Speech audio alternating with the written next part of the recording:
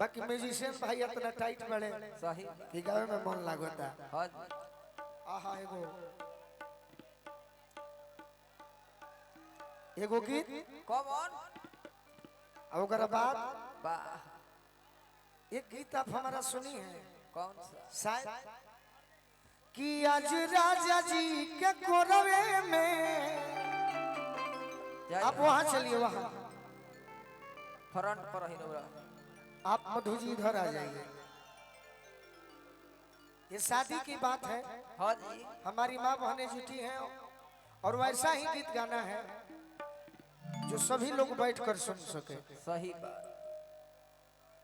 के करा के देबो करा के कि हमरा के दोनों को ही ले लीजिए लिख के दो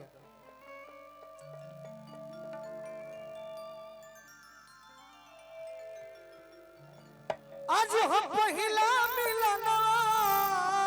हाय हाय हाय हाय मिलल सजनी के सजनवा हमारी अंग अंग गुलाब बाबा नियन खिलाल बा बदबा सोनी सोनी भगवान भगवान अर्जुन बिहान मुख दी ए रानी का हो तार बियाह नहीं खे भइल हमारे बड़ी दुख बा ऐसे कि धीरे धीरे बुढ़ाई जाता रू बियाह कर लो बिना बियाह के दोसर दे हो गई है बियाह कर ले हां जी जीवन सेट हो जाला। सही बात सुनी सुनी भगवान अरे जन बिहान मुख दी लड़की को हतिया का कहती है अरे कि आज राजा जी के कोरवे में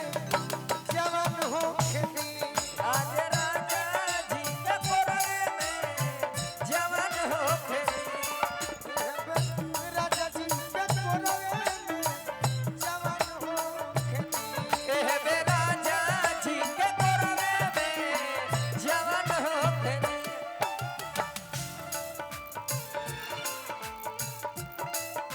क्या बात है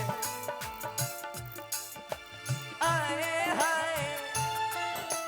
सुनी सुनी भगवान जन बिहान हो खेती रहे तो तना मत भाव दो हाँ जी भाई हो सही बात जान हो क्या बात है अरे कि आज राजा जी के कोरवे में जवान हो खेती आज राजा जी के कोरवे में जवान हो खेती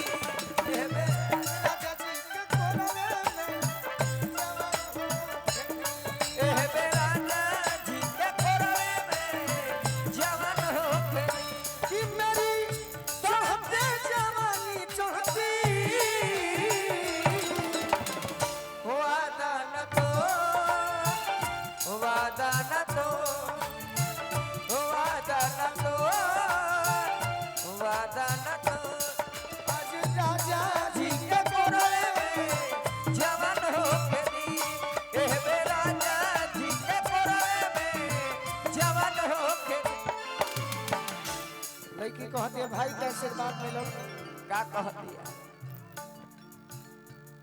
जरूरी बा तारा ई काम ना है कितना सुंदर भाव करते हाँ जी तू कुछ ओढ़ लो ओढ़ इनका भी तो है ये नहीं कि ओढ़ी ये ओढ़े वाली ना है बिछावे वाली है जोरे पगली नाई बैठाई नाई को राजा जी के ओठावा में ओठ जो बसोटी ओठ जब पानी ओठ जब पानी भूख भूख परी हमारा दिलवा के मोती दिलवा के पानी हो दिलवा के पानी भूख भूख परी हमारा दिलवा के मोती दिलवा के पानी हो दिलवा के पानी रात भर लपक के दरियावे में हो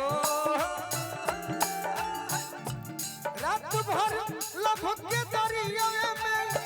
नेहन होके दी आज राजा जी के कोरवे में जवान होके दी आज राजा जी के कोरवे में जवान होके राजा जी के कोरवे में जवान होके दी राजा जी के कोरवे में जवान होके मेरे दया हमें क्या हो गया है हमें क्या नहीं हर पे जब ससुर आइलू तब जनिया पुतैलू भतार संगे काका कइलू भतार संगे काका कइलू आज राजा जी के कोरवे में जवान होके दी हे राजा जी के कोरवे में जवान होके दी ये मधु तारा के चाहत नहीं जे इतना सुंदर बाड़ू हां जी इतना श्रोता भाई हमार तारा पर 100 रुपए लगा दी है तो हीरोइन बन जाएगी सही बात बाकी भाव बड़ा सुंदर देता है अति सुंदर और भाव देबू तो तार फिल्म को वो फ्लॉपे ना हो ना अब कुर्ता हमार भाई तो बगली वाला पेन होले बड़े सोना हां जी रुक तनी कुछ काम करे दे हां हां वाह वाह हाय हाय भाव दी हो भाव हां जी भाई हाथ दे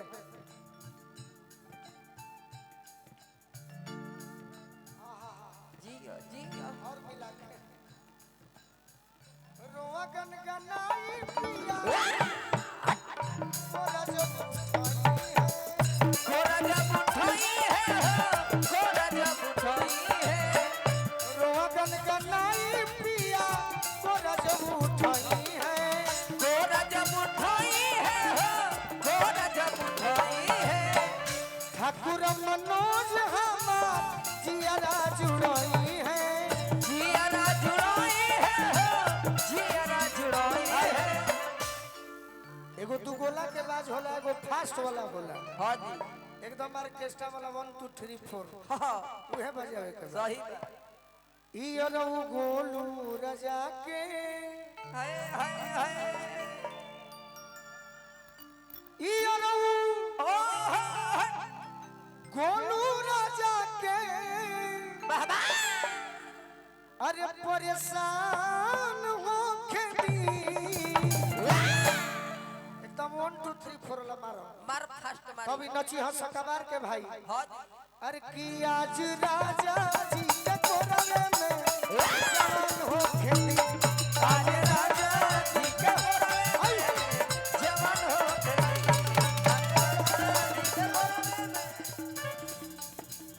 ई रऊ गोलू राजा के ई रऊ गोलू राजा के परेशान हो खेती बोलो राजा के परेशान हो खदी आज राजा जी के कोरवे में जवान हो खेती आज राजा जी के कोरवे में जवान हो गई आज राजा जी के कोरवे में जवान हो गई हे राजा जी के कोरवे में जवान हो गई आज राजा जी के